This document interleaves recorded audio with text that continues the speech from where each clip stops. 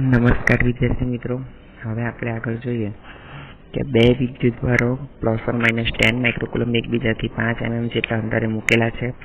આકૃતિ એમાં દર્શાવ્યા મુજબ ડાયપોલની અક્ષ પરના કેન્દ્રથી 15 સેન્ટીમીટર દૂર ધન વિદ્યુતભાર આવેલો છે P બિંદુએ, અને આકૃતિ O બિંદુમાંથી પસાર થતા અને અક્ષને લંબ O થી 15 સેન્ટીમીટર દૂર રહેલા Q બિંદુએ તમારે વિદ્યુત ક્ષેત્ર ગણ છે, એટલે કે P બિંદુએ અને Q બિંદુએ વિદ્યુત ક્ષેત્રની આપણે ગણતરી કરવાની છે. તો આપણે થિયરી જોઈ ગયેલા છે કે જેની અંદર ડાયપોલની અક્ષ પરના બિંદુએ વિદ્યુત ક્ષેત્રનું સૂત્ર શું છે અને વિષુવ રેખા ઉપર વિદ્યુત ક્ષેત્રનું સૂત્ર શું છે. તો અહીંયા ડાયરેક્ટ આપણે સૂત્ર જ મૂકવાનું છે. આપણને પ્લસ Q આપવામાં આવ્યા છે, આપણને Q કેટલા આપવામાં આવ્યા છે 10 માઇક્રોકુલમ.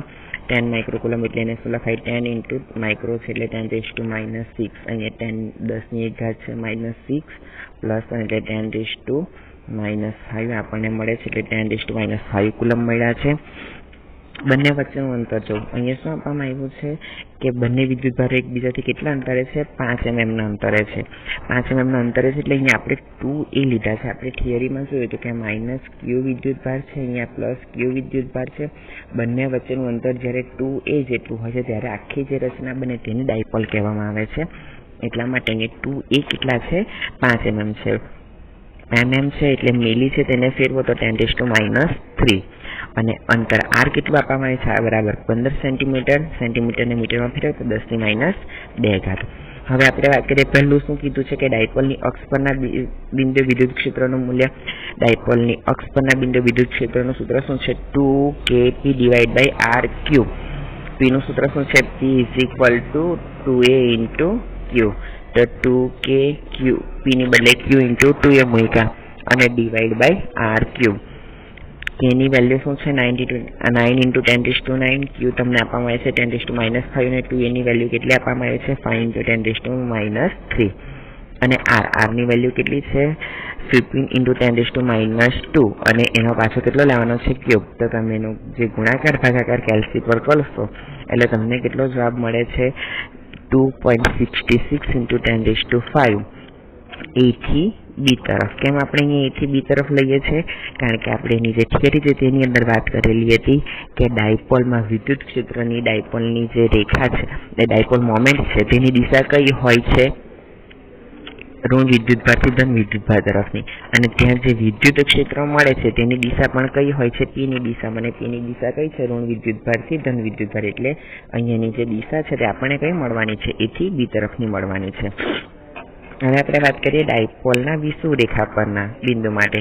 તો એના માટે પણ સૂત્ર શું છે તમારું, kp/r³. આનું સૂત્ર શું આવે છે, kp/r³. પેલામાં જો આ સૂત્રમાં શું આવતું હતું, 2kp/r³. અહીંયા ફક્ત ને ફક્ત શું આવે છે, kp/r³. બધી જ કિંમત છે તમે અહીંયા મૂકો એટલે તમને એનો જવાબ મળે છે 1.33 × 10⁵ ન્યૂટન પર કુલમ. હવે અહીંયા એની જે દિશા છે તે તમને કઈ આપવામાં આવેલી છે, b થી a તરફની બતાવવામાં આવેલી છે. આ b થી a તરફની, કારણ કે અહીંયા જે તમારું પરિણામી છે તે કંઈક આ તરફ લાગે છે, એટલા માટે. અહીંયા માઇનસ થી પ્લસ તરફ તેની કોની દિશા છે, p ની દિશા હોય છે. અને આપણે કોની વાત કરીએ છીએ, વિદ્યુત ક્ષેત્ર E ની. તો અહીંયા q આગળ જો એને આકૃતિમાં બતાવ્યું છે કે આ બાજુ તમારું E લાગે છે, એટલે કે તમારી એની દિશા કઈ હોય છે, b થી એ તરફની હોય છે. ખૂબ જ ઇઝી દાખલો છે, પરીક્ષાની અંદર પૂછાવાની શક્યતા ખૂબ જ વધારે છે. જો આ નહીં પૂછાય તો એની થિયરી પૂછવા માટે IMP છે, એટલે પરીક્ષાની દ્રષ્ટિએ આ દાખલો જે છે તેને IMP કહી શકાય. હવે આપણે આગળ જોઈએ ઉદાહરણ નંબર 11. આ પણ પરીક્ષાની દ્રષ્ટિએ IMP દાખલો છે. ચાલો શું આપ્યું છે દાખલાની અંદર કે આકૃતિમાં વિદ્યુત ક્ષેત્રના ઘટકો આપવામાં આવ્યા છે. EX કેટલા આપ્યો છે, આલ્ફા × x⁻². એના વિદ્યુત ક્ષેત્રના y અને z ઘટક, y અને z અક્ષ ઉપરના ઘટકો કેટલા આપવામાં આવ્યા છે, 0. આલ્ફાની કિંમત તમને આપવામાં આવી છે તો કીધું છે ધનમાંથી નહીં આવશે, ઘનમાંથી.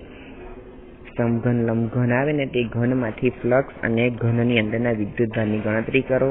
એ તમને કીધું છે કે 0.1 મીટર ધારી લેવાના છે. તો ચાલો આકૃતિ આપણને ડેટથી આપી દીધેલી છે. તો અહીંયા આપણને વિદ્યુત ક્ષેત્ર ક્યાં મળે છે તો કે ફક્ત ને ફક્ત એક્સ અક્ષ ઉપર મળે છે, એટલે એના વાય અને ઝેડ ઘટકો 0 છે. તો આપણે આ બાજુની ગણતરી કરીશું અને આ બાજુની વિદ્યુત ક્ષેત્રની ગણતરી કરીશું. કેમ તો કે અહીંયા જે વિદ્યુત ક્ષેત્ર છે તે કેવું તમને આપવામાં આવ્યું છે, 0 આપવામાં આવ્યું છે, એટલે ખાલી આ એક્સ અક્ષ ઉપર જે વિદ્યુત ક્ષેત્ર આવે છે તેની જ આપણે ગણતરી કરવાની છે. બરાબર છે. તો આપણે વાત કરી કે ઘનની ડાબી બાજુ વાય અક્ષથી એક્સ બરાબર એ અંતરે. ચાલો અહીંયા વાત કરીએ, આપણી શું છે વાય અક્ષ છે, આ શું છે આપણો ઘન છે. તો આ ઘનની ડાબી બાજુ થાય ને, આ ઘનની કઈ બાજુ થાય ડાબી બાજુ. તો આ અંતર કેટલું છે આપણી પાસે, એ જેટલું અંતર આપણને આપવામાં આવ્યું છે, એટલે કીધું કે એક્સ બરાબર એ અંતરે. આ બાજુના લીધે વિદ્યુત ક્ષેત્રનું મૂલ્ય EL ચલે છે x⁴1/2. આ વિદ્યુત ક્ષેત્રનું મૂલ્ય EL ચલે છે, કેટલું આવે છે x⁴1/2. તો ચલનની નિશાની દૂર કરીએ તો આપણને શું મળે છે, આલ્ફા આપણે કોઈ અચળાંકને લઈ શકીએ છીએ અને એક્સની બદલે આપણે અંતર કેટલું લઈ લીધું, અહીંયા એ જેટલું અંતર છે, એટલે આપણે અહીંયા કેટલું અંતર લઈએ છીએ એક્સ બરાબર એ જેટલું. હવે ઘનની ડાબી બાજુમાંથી પસાર થતું ફ્લક્સનું સૂત્ર શું છે, φL બરાબર EL × ΔS cos θ. શું છે φL આપણે આવું ભણી ગયા હતા, φ E ડોટ ગુણાકાર કરીને ΔS ગાઉસના નિયમમાં આપણે આવું સૂત્ર જોઈ ગયેલા હતા. તો ડોટ ગુણાકારને દૂર કરો તો શું આવે તમારું cos θ આવે છે, એટલા માટે લેફ્ટ સાઈડની વાત કરીએ છીએ, એટલે φL બરાબર EL ΔS cos θ. તો આપણે વાત કરીએ અહીંયાની, તો તમારું વિદ્યુત ક્ષેત્ર કઈ દિશામાં છે, આ દિશામાં છે. તમારો ΔS કઈ દિશામાં છે, આ દિશામાં છે. તો બંને વચ્ચે જે ખૂણો બને છે તે કેટલો ખૂણો બને છે તો કે 180 અંશનો ખૂણો બને છે. એટલા માટે જો અહીંયા શું લેવામાં આવ્યું છે, થીટા કેટલો છે 180. તો cos 180 ની વેલ્યુ કેટલી આવે છે, -1 આવે છે. અને અહીંયા જે ઘન આપ્યો છે તેની બાજુની વાત કરીએ, આ તમારો શું આપવામાં આવ્યો છે, ઘન આપવામાં આવ્યો છે. તો આ જો આની લંબાઈ પણ એ છે, આની લંબાઈ પણ એ છે. તો જો તમારી પાસે ચોરસ હોય આ પ્રમાણે એ અને એ, તો એનું ક્ષેત્રફળ શું આવે, ચોરસનું ક્ષેત્રફળ તો કે લંબાઈનો વર્ગ. તો અહીંયા લંબાઈ કેટલી આપવામાં આવી છે, જેટલી આપવામાં આવી છે, એટલા માટે જો cos θ ની બદલે cos 180 -1 લખવામાં આવ્યા છે. ΔS ની બદલે a² લાવવામાં આવ્યો છે, કારણ કે તમારો જે ઘન છે તેની આ રીતે ચોરસ બાજુ હોય છે. તો આ પણ એ છે, આ પણ એ છે, તો એનો સ્ક્વેર એટલે કે a². આ પ્રમાણે લેવામાં આવે છે. તો અહીંયા શું મળે છે, φL બરાબર -EL × a². હવે આપણે વાત કરીએ જમણી બાજુની. જમણી બાજુની વાત કરીએ તો શું થશે, અહીંયા પણ આ એ જેટલું અંતર, આ પણ કેટલું અંતર, એ જેટલું. એટલે કે આપણે અહીંયા એને આપણે 3D બતાવી નથી શકતા, એટલે બાકી આ પણ એ જેટલું અંતર, આ પણ એ જેટલું અંતર છે. અને અહીંયા આપણે શોધવાનું છે વિદ્યુત ક્ષેત્ર. તો એના માટે આપણે શું કર્યું છે, ઘનની જમણી બાજુએ શું લીધું છે, x બરાબર 2a અંતર, કારણ કે a પ્લસ એ આપણા 2a જેટલા થાય છે. તો ER રાઈટ માટે આપણે આલ્ફા x⁴1/2 લખી શકીએ. x ની બદલે કેટલા લખી શકું છું, 2a. તો આગળ ગણતરી કરી તે પ્રમાણે જ અહીંયા પણ શું આવશે, ER × a² આવે છે. બરાબર છે. જેમાં ER ની વેલ્યુ કેટલી છે, આલ્ફા × 2a⁴1/2.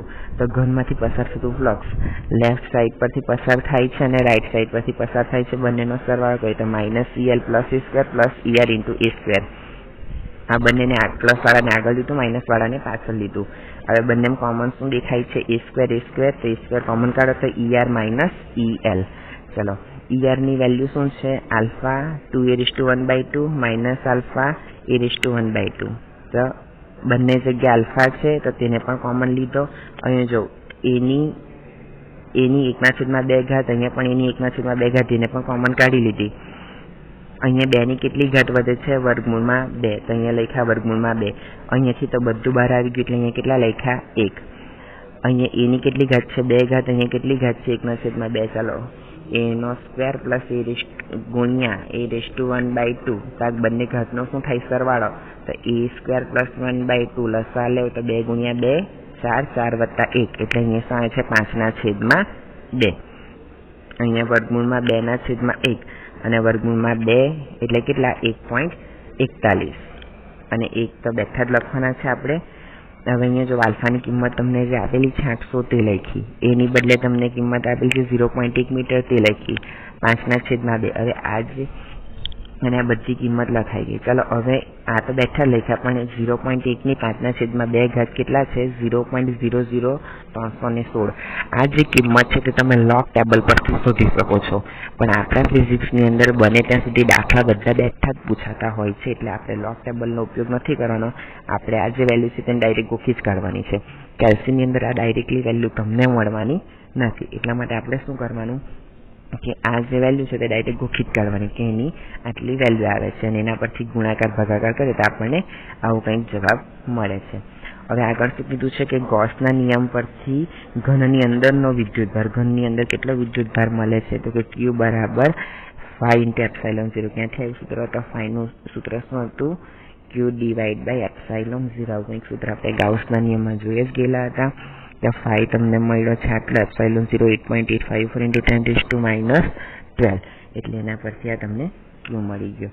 દાખલો થોડો ખટપટો છે, 2 વખત તમારે ગણતરી કરવી પડશે, પણ પરીક્ષાની દ્રષ્ટિએ IMP દાખલો છે. હવે આ ચેપ્ટરનો આપણે છેલ્લો દાખલો જોઈએ છે, અને આ 12મો દાખલો કરાવું છું. ઉદાહરણ દાખલા અહીંયા પૂરા થવાના છે. ચાલો શું કીધું છે કે એક વિદ્યુત ક્ષેત્ર ધન x માટે ધન x દિશામાં સમાન છે, ઋણ માટે એટલું જ સમાન છે. x > 0 એટલે કે x જો ધન હોય તો એની કિંમત આપણે ધન લેવાની, x જો ઋણ હોય તો આપણે એની કિંમત માઇનસ લેવાની છે. 20 સેન્ટીમીટર લંબાઈ અને 5 સેન્ટીમીટર ત્રિજ્યા નળાકાર. એક નળાકાર આપ્યો છે, તેની લંબાઈ કેટલી લીધેલી છે? 20 સેન્ટીમીટર, અને એની ત્રિજ્યા કેટલી લીધેલી છે?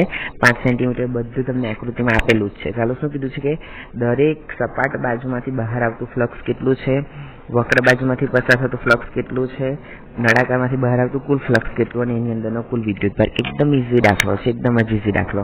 નળાકારવાળી વાત આપણે આગળ કરી જ ગયા છે, તો અહીંયા પણ કરવાના. ચાલો એક થિયરી આપણે જોયેલી હતી, ગાઉસના નિયમના ઉપયોગો. તો તેની અંદર આપણે આવું પહેલી થિયરી જોઈ હતી. તો તેની અંદર આપણે એવું કીધેલું કે અહીંયા તમારું ફ્લક્સ કેવું બને? શૂન્ય બને, કારણ કે તમારે અહીંયા ડેલ્ટા એસ હોય અને ઈ આ દિશામાં હોય, તો બંને વચ્ચે 90નો ખૂણો બનતો હતો. એટલે અહીંયા આપણે શું કીધેલું કે અહીંયા ફ્લક્સ આપણને 0 મળતું હતું, અને એની વક્ર સપાટીમાંથી પસાર થતું ફ્લક્સ આપણે શોધેલું હતું, અને તેના પરથી આપણે ઈની ગણતરી કરેલી હતી. ગાઉસના નિયમના ઉપયોગો, તેમાં પહેલો જ ઉપયોગ હતો કે સમાન લંબાઈનો સુરેખ તારનો જે છે સળિયો, તેના માટે આપણે વિદ્યુત ક્ષેત્રની ગણતરી કરી. તેની અંદર આપણે આવું કરેલું હતું. તો અહીંયા ઊંધું થઈ ગયું. અહીંયા શું થઈ ગયું છે? આપણો નળાકાર આ રીતનો થઈ ગયો છે. તો હવે અહીંયા આ બધી જગ્યા ઉપર શું થવાનું છે? તમારું ફ્લક્સ શૂન્ય આવવાનું છે. કેમ? કારણ કે ઈ આ બાજુ હોય, અહીંયા ડેલ્ટા એસ હોય, બંને વચ્ચે 90°નો ખૂણો. તો આપણું વિદ્યુત ક્ષેત્ર ખાલી અહીંયા મળે, અને અહીંયા ફ્લક્સ મળશે અને અહીંયા ફ્લક્સ મળશે. તો જો ડાબી સપાટીમાંથી બહાર નીકળતું flux ∅L = E × delta S.